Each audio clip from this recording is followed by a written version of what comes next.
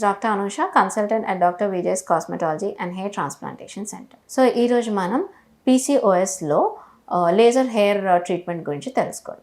అసలు PCOD అంటే ఏంటి? పాలిసిస్టిక్ ఓవేరియన్ డిజార్డర్ అంటాం. సో ఇందులో ఏమవుతుంది అంటే హార్మోనల్ ఇంబ్యాలెన్స్ వల్ల మేల్ హార్మోన్స్ అనేవి ఎక్కువ అయ్యి so male pattern of hair growth అనేది వస్తుంది. అంటే ఇక్కడ మనకి అప్పర్ లిప్, చిన్, ఈ సైడ్ లాక్స్లోని మనకి ఫేషియల్ హెయిర్ అనేది కనిపిస్తూ ఉంటుంది. ఇప్పుడు ఎవ్రీ ఒక 10 ఇండివిజువల్స్లో ఒక 8 విమెన్కి ఈ కండిషన్ అనేది మనకి ఫ్రీక్వెంట్గా కనిపిస్తూ ఉంది. సో మనకి ఏంటి, సో ఈ ఫేషియల్ హెయిర్కి లేజర్ హెయిర్ ట్రీట్మెంట్ చేయించుకుంటే ఫేషియల్ హెయిర్ రెడ్యూస్ అయిపోతుంది, సో ఫేషియల్ హెయిర్ తగ్గిపోతుంది అని అనుకుంటారు. But it is completely wrong అండి. మనకి అసలు ఈ ఫేషియల్ హెయిర్ అనేది PCOD పేషెంట్స్లో ఎందుకు వస్తుంది? హార్మోనల్ ఇంబ్యాలెన్స్ వల్ల వస్తుంది.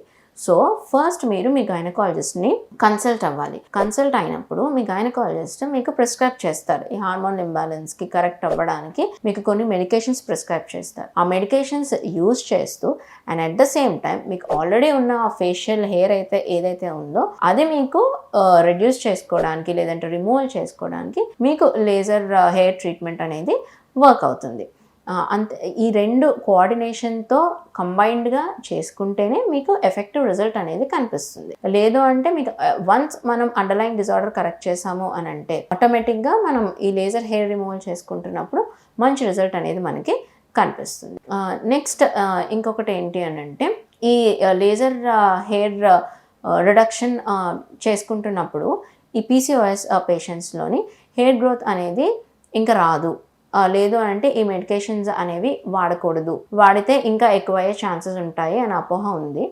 అలాంటిది ఏమీ లేదు. ఆ హార్మోన్ ఇంబ్యాలెన్స్ని ఫస్ట్ కరెక్ట్ చేయాలి అని అంటే ఆ మెడికేషన్స్ ఖచ్చితంగా మీ గైనకాలజిస్ట్ ప్రిస్క్రైబ్ చేసిన ఆ మెడికేషన్స్ ఖచ్చితంగా వాడి తీరాలి. అవి వాడి తీరిన తర్వాతనే మీరు లేజర్ హెయిర్ ట్రీట్మెంట్కి రావాలి. అవి యూజ్ చేయకుండా మీరు లేజర్ హెయిర్ ట్రీట్మెంట్ చేసుకుంటే ఉన్న హెయిర్ ఏదైతే ఉందో అది రెడ్యూస్ అవుతుంది. బట్ కొత్తగా హెయిర్ ఫాలికల్స్ మళ్ళీ యాక్టివేట్ అయ్యి మళ్ళీ కొత్తగా ఫేషియల్ హెయిర్ అనేది వస్తూనే ఉంటుంది.